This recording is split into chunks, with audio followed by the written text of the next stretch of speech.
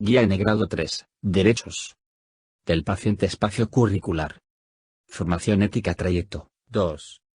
Te presento una historia. Muerte digna. En Argentina la ley permite acceder a una eutanasia pasiva.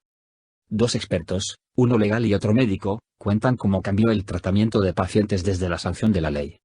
En pocas horas, los médicos desconectarán los aparatos que mantienen a Camila, en una suerte de limbo más próximo a la muerte que a la vida.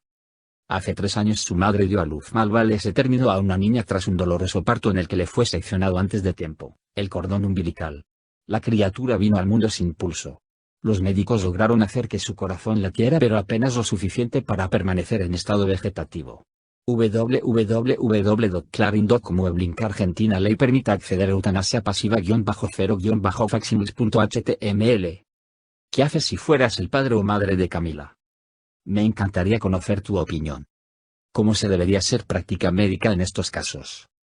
¿Has tenido conocimiento de enfermos en estas condiciones? ¿Cómo debería ser una práctica médica buena en una terapia intensiva?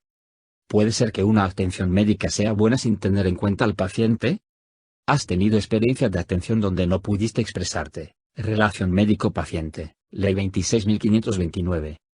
Derechos del paciente en su relación con los profesionales e instituciones de la salud. Artículo 2. Derechos del paciente. Constituyen derechos esenciales en la relación entre el paciente y él o los profesionales de la salud, él o los agentes del seguro de salud, y cualquier efector de que se trate, los siguientes. A. Asistencia. El paciente, prioritariamente los niños, niñas y adolescentes, tiene derecho a ser asistido por los profesionales de la salud, sin menoscabo y distinción alguna, producto de sus ideas, creencias religiosas, políticas, condición socioeconómica, raza, sexo, orientación sexual o cualquier otra condición. El profesional actuante solo podrá eximirse del deber de asistencia, cuando se hubiere hecho cargo efectivamente del paciente otro profesional competente. B. Trato digno y respetuoso. El paciente tiene el derecho a que los agentes del sistema de salud intervinientes le otorguen un trato digno, con respeto a sus convicciones personales y morales, principalmente las relacionadas con sus condiciones socioculturales, de género, de pudor y a su intimidad, cualquiera sea el padecimiento que presente, y se haga extensivo a los familiares o acompañantes. C. Intimidad. Toda actividad médico-asistencial tendiente a obtener, clasificar, utilizar, administrar, custodiar y transmitir información y documentación clínica del paciente debe observar el estricto respeto por la dignidad humana y la autonomía de la voluntad, así como el debido resguardo de la intimidad del mismo y la confidencialidad de sus datos sensibles, sin perjuicio de las previsiones contenidas en la Ley número 25.326. D. Confidencialidad.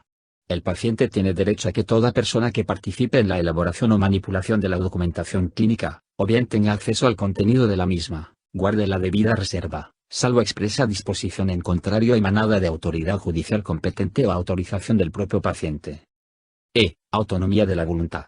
El paciente tiene derecho a aceptar o rechazar determinadas terapias o procedimientos médicos o biológicos, con o sin expresión de causa, como así también a revocar posteriormente su manifestación de la voluntad. Los niños, niñas y adolescentes tienen derecho a intervenir en los términos de la Ley 26.061 a los fines de la toma de decisión sobre terapias o procedimientos médicos o biológicos que involucren su vida o salud. Muerte asistida, inciso sustituido por artículo 1 grado de la Ley N grado 26.742-B o 24 de mayo de 2012.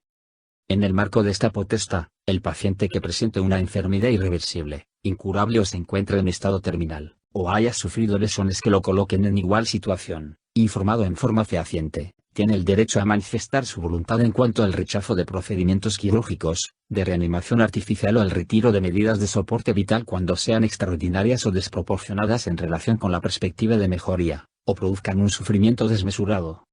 También podrá rechazar procedimientos de hidratación o alimentación cuando los mismos produzcan como único efecto la prolongación en el tiempo de ese estadio terminal irreversible o incurable.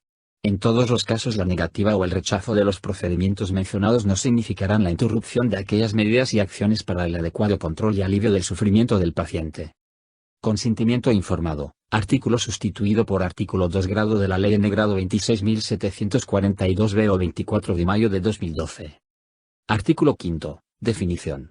Entiéndase por consentimiento informado la declaración de voluntad suficiente efectuada por el paciente, o por sus representantes legales, en su caso, emitida luego de recibir, Por parte del profesional e interviniente, información clara, precisa y adecuada con respecto a A. Su estado de salud. B. El procedimiento propuesto, con especificación de los objetivos perseguidos. C. Los beneficios esperados del procedimiento. D. Los riesgos, molestias y efectos adversos previsibles. E. La especificación de los procedimientos alternativos y sus riesgos, beneficios y perjuicios en relación con el procedimiento propuesto. F. Las consecuencias previsibles de la no realización del procedimiento propuesto o de los alternativos especificados. G. El derecho que le asiste en caso de padecer una enfermedad irreversible, incurable, o cuando se encuentra en estado terminal. H. El derecho a recibir cuidados paliativos integrales en el proceso de atención de su enfermedad o padecimiento. Actividad.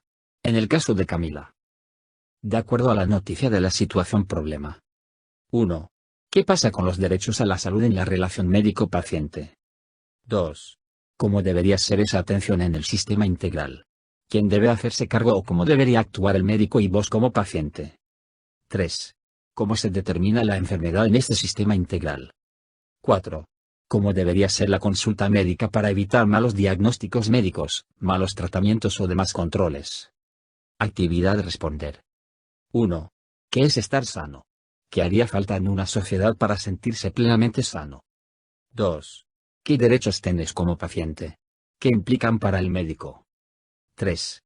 ¿Qué significa para vos que la salud sea integral? ¿Qué implica para el médico? 4. ¿Qué necesito para tomar decisiones sobre mi salud? ¿Qué deben informarme?